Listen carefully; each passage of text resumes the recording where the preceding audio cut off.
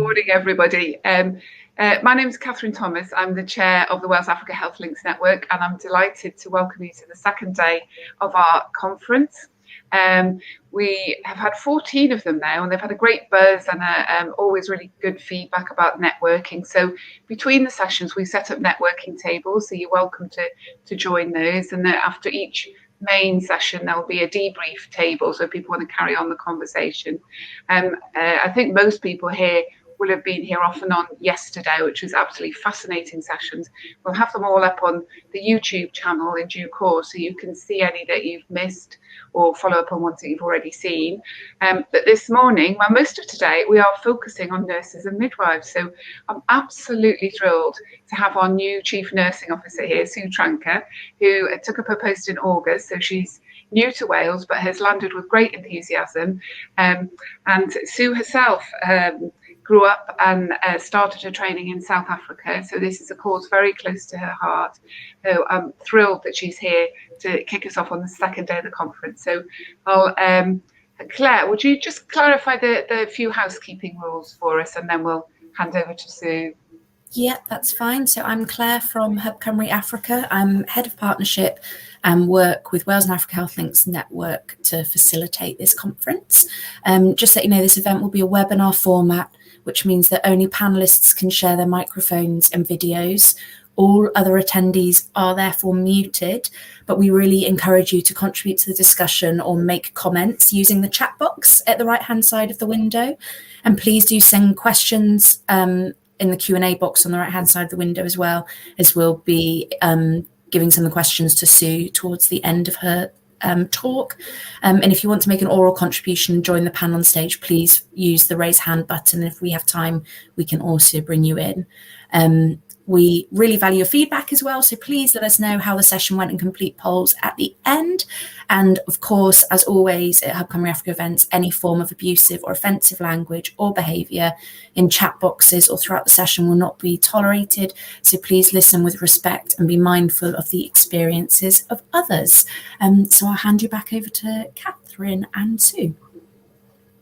The floor is yours, Sue. Thank you very much, Catherine and Claire. So good morning, everyone, and Borada.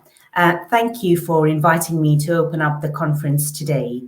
As Catherine has said, my name is Sue Tranka, and I am very proud to be the Chief Nursing Officer for Wales. I'm truly delighted to speak to you today at the annual Wales Africa Health Links Networking Global Citizenship Conference for 2021. My address this morning is going to be centered a little bit about why Wales and Africa partnership means quite a bit to me personally. And then I'm going to share a little bit about my vision for what it means for nurses in Wales and Africa. So this year's theme of global citizenship comes at a very significant time in our lives, where we have seen the last 19 months or so of COVID devastating communities around the world. I, like many of you, have experienced personal loss of many family members across the world, and it's been incredibly tough. And many countries I know are still battling the virus and its impact globally. So the Wales partnership with Africa is an important one and a well-established one that seeks to develop and deepen community and institution-based links and partnerships with sub-Saharan Africa. It is also key to point out that the Wales and Africa enterprise acknowledges the mutually beneficial partnerships between us, and this for me is really, really important. I speak to you today not only as the Chief Nursing Officer for Wales, but as a global citizen. I was born and lived and grew up in Southern Africa, in a country called South Africa. And I'm heartened to see that the ambition in the Wales and Africa Action Plan 2020 to 2025 is to establish Wales as a globally responsible nation.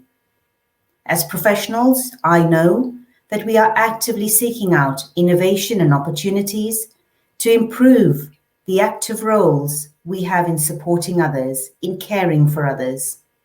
So as the CNO, I recognize the significance of my current role in making it a more equitable and fairer place for all and especially for our diaspora colleagues in the NHS. So a little bit about me. I grew up in South Africa under a very difficult and challenging political and social landscape. For any of you who know the history, you will understand, where equality and equity for all was not part of our social construct. However, I would say my guiding principle has always been Ubuntu. I am because we are. It's simple. Many people talk of it.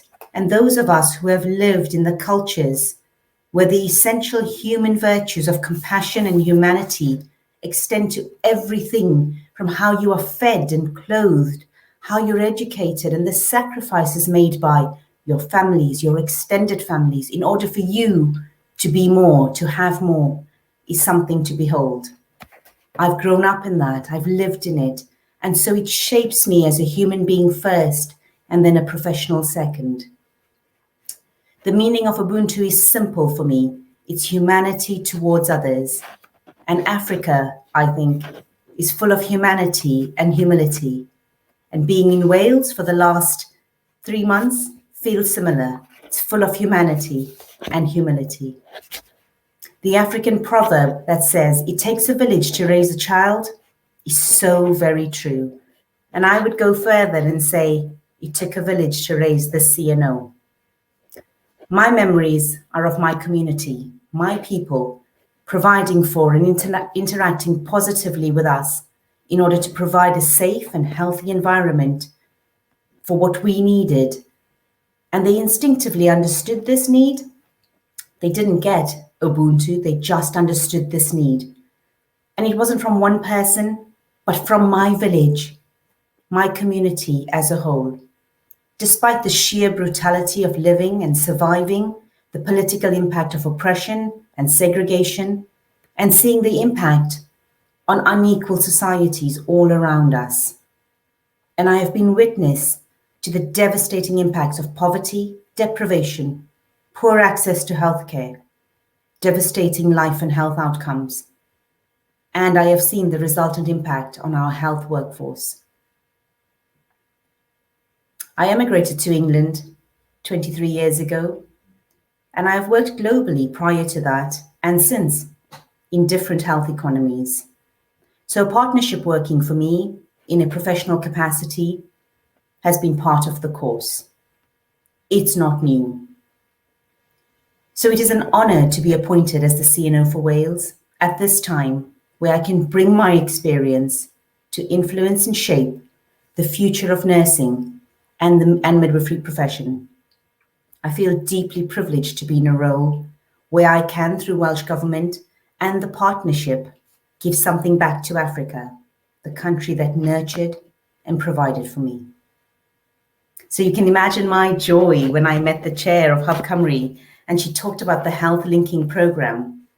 I understand this grew from a small group of professionals and has developed into an impactful program that is making a difference to people's lives, both in Wales and Africa. And we're driving up standards across the board, which is really, really important.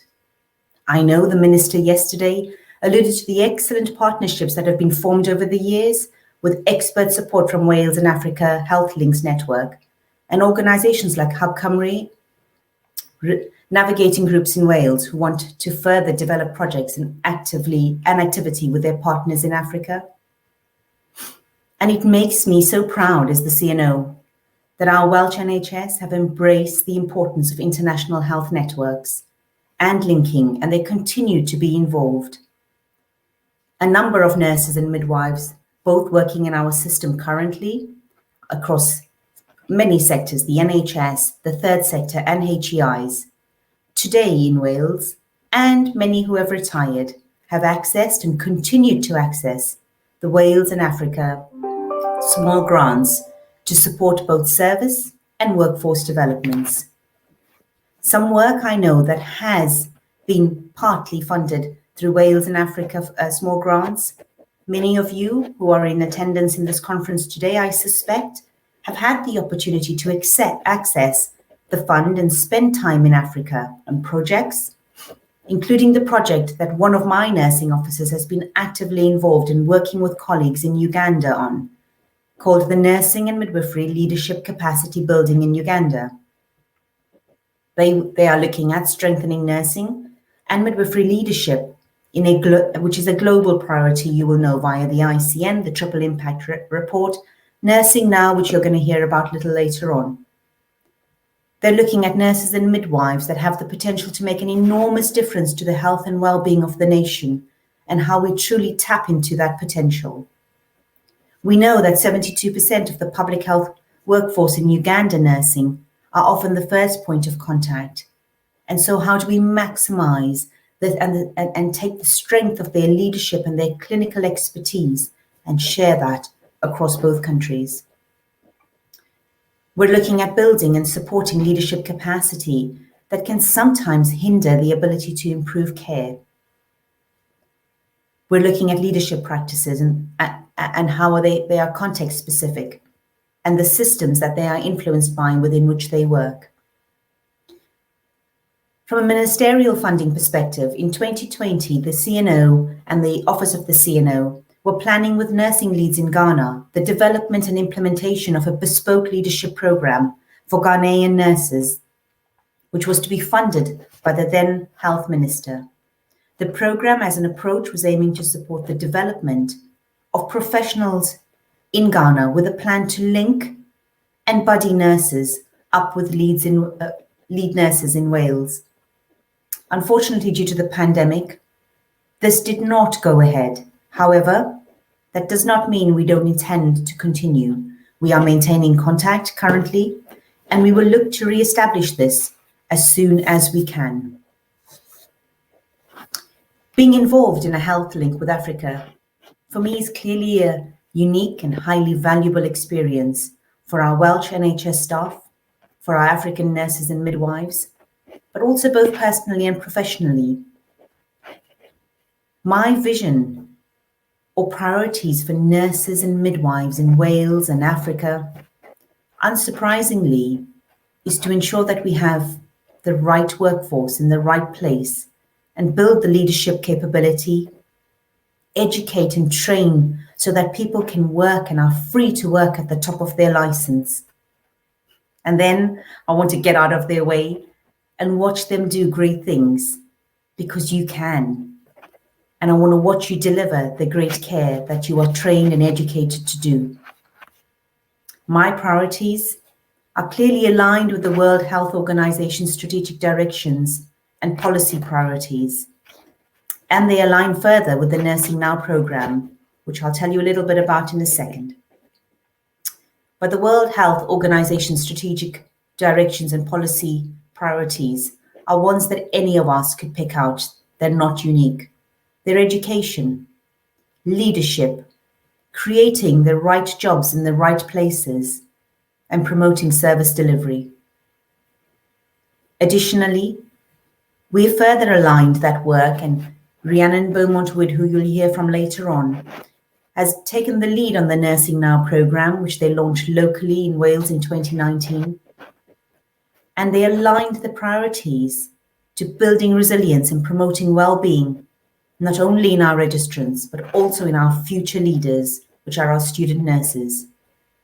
In preparing our students and supporting nurses and midwives to recognize their role and responsibility in their remit to contributing to prevention, improving individual and population health outcomes. Never has this been more important than we have seen in the last 2 years. To actively encourage and increase diversity in nursing and midwifery and positively influence inclusion of underrepresented groups, promoting social and economic developments, one really close to my heart. I am the first Chief Nursing Officer to be appointed in the United Kingdom in the history of nursing from an ethnic minority background. It is a huge moment in time, and it is a huge history for Wales. So well done, Wales, for recognizing the contribution people like me and those from diaspora communities bring to the United Kingdom. Nursing Now is also focused on strengthening and building leadership and influencing capability at all levels, and increasing and improving dissemination of effective and innovative practice to drive consistency in system-wide adoption. Really important. So all of these, to me, form part of the priorities. We may label them something different, we may call them something slightly different, but essentially they align. They align all the way through strategy globally, and that means it gives us a better and stronger platform in which to A, have a voice, and B, to drive delivery. It's important because it helps us to build the workforce for the future. And these priorities that will also align back to the global campaign of the 5 key areas, I think will stand us globally in really good stead for the next few years. When I talk of workforce, it's often a bit of a sore point. And if I take a moment to focus on that, if I may, I'm sure you've heard about the THET report yesterday, but I'm going to talk about the From Drain to Gain report. They provide strong examples from their symposium on the role in the UK in building ethical international recruitment strategies for quality universal health coverage.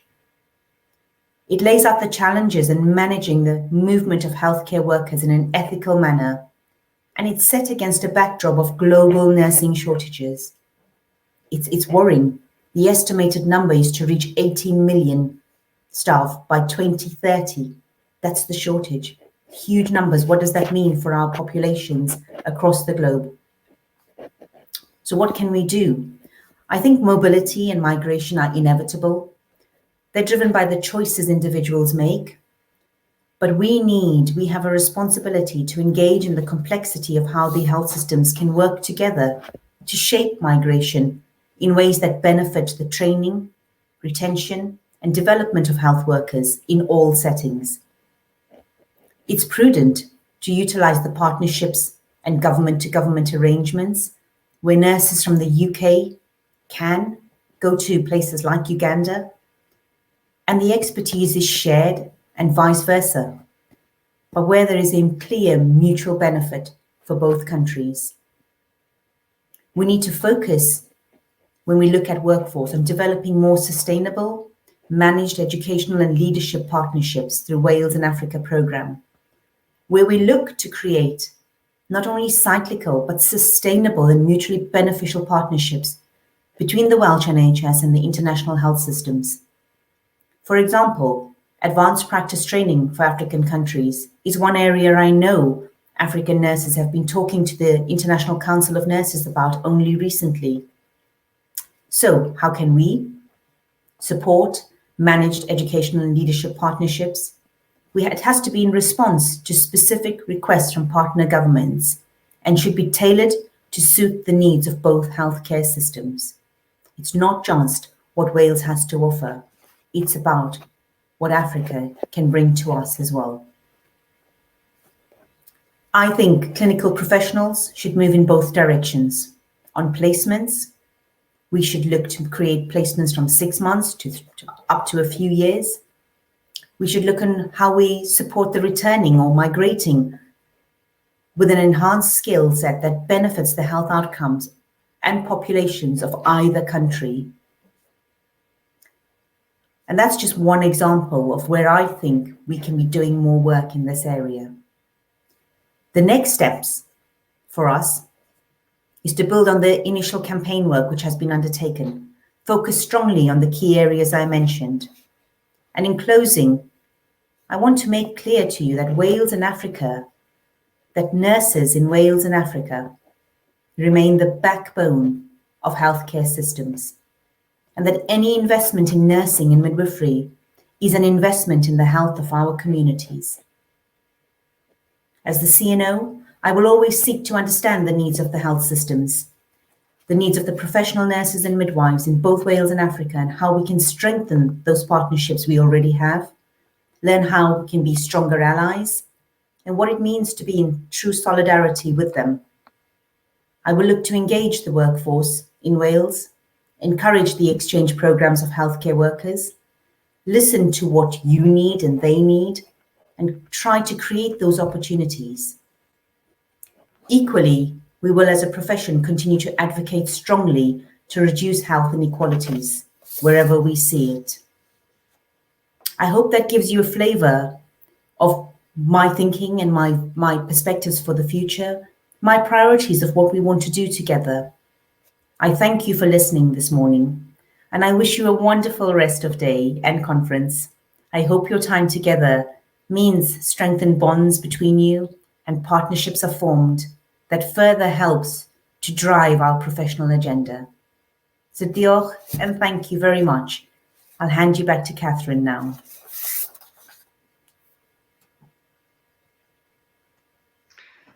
Sue, that's absolutely inspiring to hear your words there and to sense the strong warmth and compassion behind your words. And this is absolutely the right time. When you said that nurses are the backbone of healthcare systems everywhere. That's absolutely true. And we're exhausted. You know, all healthcare workers are exhausted. Nurses are exhausted. So if they're exhausted here in Wales, just imagine what it's like trying to deal with the fallout of COVID, not only direct COVID, but maintaining essential services like maternal and child health services in sub-Saharan Africa. So it's the time now to be thinking, how do we build back better, and putting things in place for how we can do things better in the future once we've got through the next few months. So it's wonderful. So many things that you brought up there. I'm sure lots of people have got thoughts going round in their heads, and realise we've only got a couple of minutes before we're going to move to the next session. But if there's anybody who would like to ask a question, you're very welcome. You can either type it in the chat or in the Q&A, or you can raise your hand if you'd like to us to bring you on the stage and ask Sue a direct question. So have a think about that. I'm also going to raise with Sue that we have got this, we have got somebody raising their hand. Claire, I can't see who that is, but can you able to see who it is? And ask if they want to come on the stage.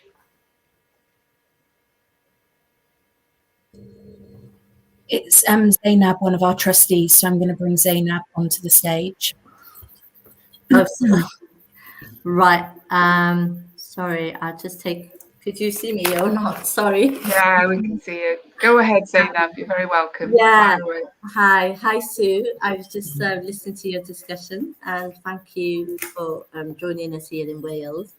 I just wanted to really ask you, because the question I wanted to ask you was, obviously you probably understand about the institutional racism that exists, that hasn't, probably coming from South Africa as well, and how marginalized communities are impacted. Because I was just wondering, is this any area of work that you might be working on? And the reason I was saying this is because I'm a social activist, and I try to support marginalized communities here in terms of accessing proper healthcare services, especially in nursing.